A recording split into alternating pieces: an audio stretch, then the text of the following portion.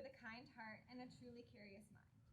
I have known him to be fiercely honest and brave in his willingness to reflect and learn from his experiences and to take risks both inside and outside of the classroom. It has been so special to work alongside him and witness his growth, learning, and success over the last 3 years. I will miss your curiosity and your thoughtfulness greatly, but I'm so excited for you in your next adventure, and I know you'll be successful in whatever comes your way. So I'd like to invite Conor up to the microphone.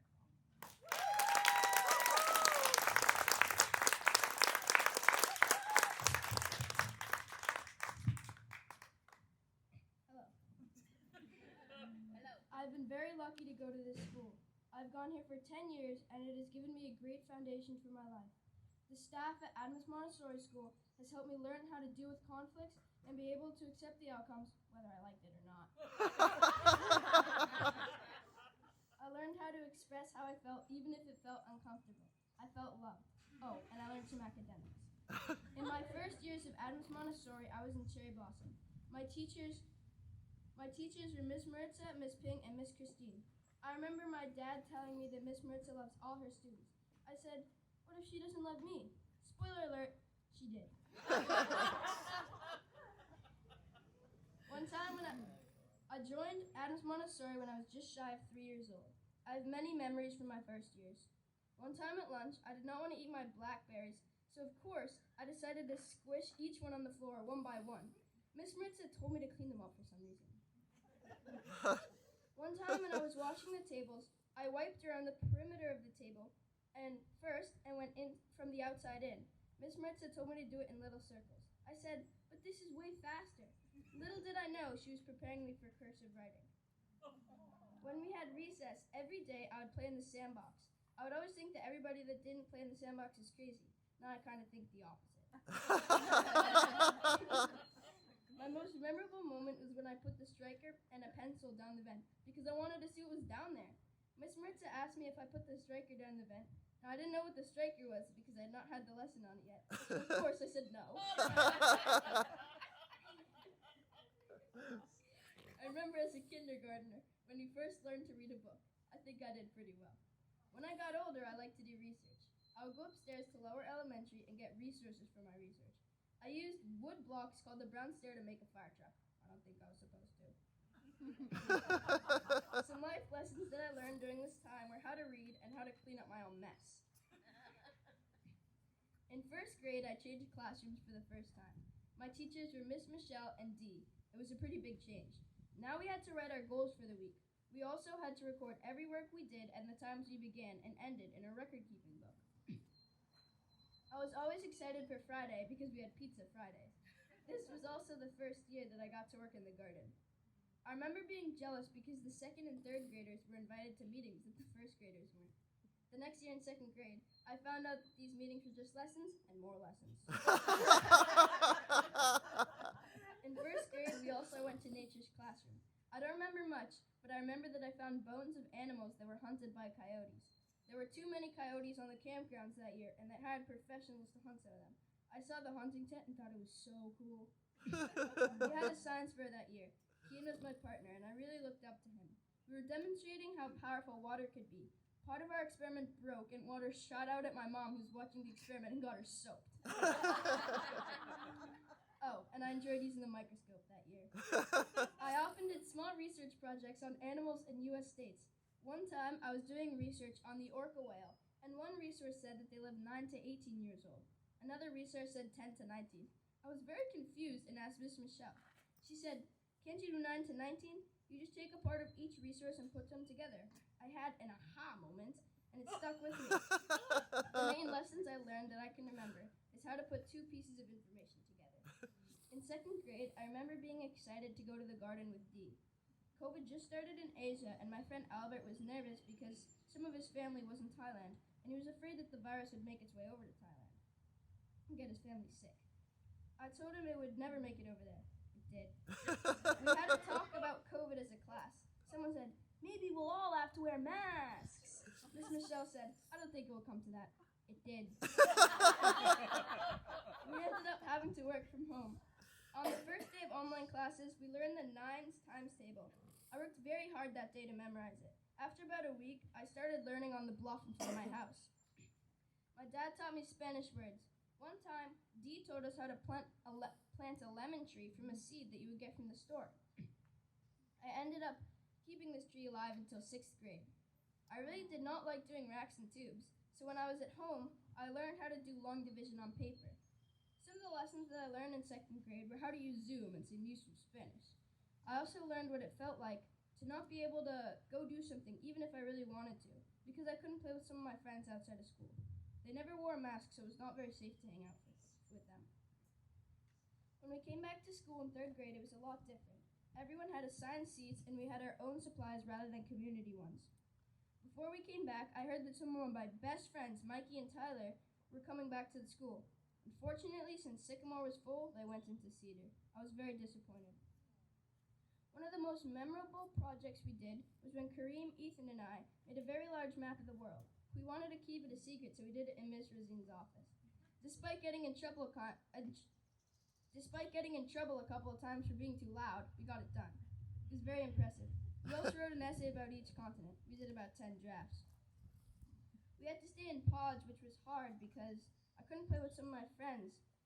A lot of kids struggled with these COVID changes and missed out on important learning experiences that eventually led to less social skills. Luckily, I don't think I was impacted that much. At some point in the year, we had a competition of who could get the most broken pencil heads. It was very random, but we tried our best. We also had math books with only about 10 pages in them, so we competed to see how many math books we could fill out. So I did a lot of math. We were definitely not a competitive class. I was very stressed to complete my 3rd year essay by the deadline. I chose Thomas Edison. It ended up turning out great. I enjoyed making the papier-mâché figure, especially the painting. Some of the life lessons I learned that year were how to write a very big essay, specifically a biography, and manage my time, which I was still learning. In 4th grade, I moved up to the Cedar classroom. I had a new teacher, Miss Angie. She was very nice. I remember early in the year, we took a trip to Houghton's Pond. We went on a nature walk and observed plants and a few animals. We also made art out of nature. I made a huge design on the ground using different natural items. I really enjoyed painting watercolor birds with my friend Albert. That year, I learned about how to deal with conflicts and deadlines, and I improved a lot. In 5th grade, I liked doing different kinds of research with Albert. My friend Jack also joined the class. This year, we could go to MMUN, so the preparation was a lot more work. My country was Zambia. I was the only one researching biodiversity. I came up with some great solutions to make this earth a better place. When I went to MMUN, I gave a speech and actually did really well. Overall, I had a blast in New York City. After MMUN, we would always play soccer during recess, and it was really fun. We still play it to this day. I studied a lot for the ISEE test, which I would need to take to go to BC High, which was the main school I was interested in. This year, we put on a play, and it was The Wizard of Oz. I did not need to practice many lines, though, because I was Toto, Dorothy's dog. My barks were on point. I practiced my square roots and also painted a lot of sunsets with watercolors. I worked a lot on self-control this year. In the beginning of my final year at Adams, I would forget that I was now the oldest in the class, and I looked forward to seeing my older friends like Albert and Rithik, but they weren't there when I came in. I studied really hard for the ISEE. After the first time I took the test, I decided to take it again. I was so nervous to take it because I knew that the next 6 years of my life depended on it. It could change the trajectory of my life forever if you think about it. It was 45 minutes before the test, and I was already weeping. I kept trying to pull myself together, but it felt impossible. The test started, and after 5 minutes, I was feeling better. The test is so hard. It's 3.5 hours with only 2 5-minute breaks, and we also had 30 minutes to write an essay about a topic that they only tell you once it starts. It was one of the worst days, yet one of the most important days of my life. I ended up doing pretty well, and I improved most of my scores significantly. Ever since then, I think, well, this isn't as bad as the ICE, right?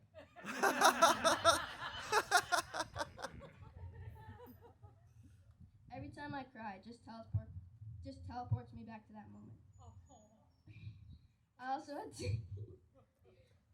to answer some questions for my application to BC High. Even though they were supposed to be short answer questions, I still wrote about 400 words for each. The most memorable one was, when was the time that you helped someone in need? How did that make you feel? I wrote about how I gave tours to parents that were interested in sending their child to school here. I felt very responsible. I knew that they would be judging me, not in a bad way, but to observe someone that has been going here for 10 whole years. I answered a lot of questions. Someone even asked me where I was going to college. After giving the tours, I felt very accomplished, like I had done my job. I felt good being able to give back and help the school in a way. I ended up getting into BC High, and I was not sure whether to feel overjoyed, relieved, or be humble and act like it was no big deal. I kind of did a mix of all these feelings. This year for MMUN, I was representing Montenegro. My partner was John, and I was working on preparedness for natural disasters. My roommate was Jack, and our chaperone was his dad, Bob. Thank you, Bob. Lillian won the art contest, and we got to walk around with flags of our countries to loud music. It's a tradition. The next day, I gave my speech, and I had people coming up to me for the rest of the trip telling me how good it was. I worked very hard and got my solutions to the final paper. The next day was John's topic. He was a little bit shy with all these people, so I worked with him and told everyone about his ideas. Eventually, we were able to get his solutions onto the final paper, and I was very happy for him. The coolest part about MMUN is that the leader of the General Assembly, the big cheese, would read the final papers. That means that he'll get to read John and my solutions. During the closing ceremony, we got to exchange contacts with the other delegates. I still keep up with some of them. Overall, MMUN was very successful and fun. Another highlight of 6th grade was working with circuits. It all started when I created possibly the best book club project I'd ever done. The book we read was called The Boy Who Harnessed the Wind. I made a windmill that actually produced electricity using wind. I reversed a DC motor and used it to make electricity rather than use it up. Kareem, Ethan, and I decided to take it further. The first few days, we made very simple circuits and discovered new things. We were very curious. We eventually got our hands on some real electronic components and created some great circuits, such as a working scoreboard that we used to keep score of our recess soccer games. We also made mini lightsabers and had a mini duel. Later in the year, we had a science fair. I was interested in chemical reactions, so I chose to use chemical reaction to launch goods to people in need. Of course, I did it on a smaller scale. I used baking soda and vinegar to build pressure in a bottle and launch the cork. At first, I was very nervous that it wouldn't work, and I would have to find something new. The first time it launched, I was so relieved. I demonstrated it 10 times at the science fair, and it worked each time. For my 6th grade service project, I chose to clean up a local beach near my house. I really like the beach, and I hate to see when it's dirty and polluted. I wanted to help, so I chose to clean it up. The animals are impacted because they can get wrapped up in old plastic bags and can mistake plastic for food. Also, if there are chemicals in the water or things that shouldn't be there, it can poison the wildlife. I learned that most of the trash gets caked in with the dry seaweed.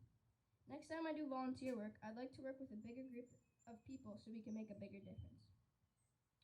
Toward the end of the year, we had an interesting new assignment. I interviewed a special person in my life and wrote a biography about them. I picked my grandmother, who was the perfect person for this assignment. Overall, this year felt very different since my grade was the oldest in the school. I have been going to Adams for 10 whole years. I really believe that this experience will change my life. I'm very grateful to be able to have had this foundation. Not only did I learn how to do cube root and multiply fractions, I learned about values and how to be a better person. I'm a little sad to go, but the sadness is being swallowed up by all the excitement that I have to go to BC High, my next school. This school will build on everything that I learned here. Also, my religion will be thrown into the mix and will be integrated with my values. I am also excited because my sports and my school will finally come together and I get to represent my school. I would like to thank Miss Maritza for making me feel at home in my first years and always being there for me. She really feels like family. Thank you to Miss Ping for supporting me and helping me make my Father's Day and Mother's Day projects. Thank you, Miss Christine, for giving us extra recess and for teaching me how to tie a knot. Thank you, Miss Michelle. Where's Miss Michelle? Oh, hi, Miss Michelle. Hi. For teaching all the lessons in lower elementary and for guiding us through the COVID pandemic. Thank you, Miss D, for always being there for me. Where's Miss D? I can't find her. Hi, D. Thank you for helping me learn how to deal with conflicts and just being a friend that I can talk to. Thank you, Miss Andrea, for teaching me all the lessons, helping me with the ISEE, preparing me for my next school, and helping me become a better person. Thank you, Miss Celestina, for teaching me some math lessons and giving me your computer when I needed one. Thank you, Miss Rosine, for guiding me through the first 12 years of my life and for being a sort of mentor. Thank you, Miss Nicole, for organizing school events and letting us use her printer. Thank you, Miss Cheryl, for opening the door and singing "The Eyes of Texas Are Upon Us."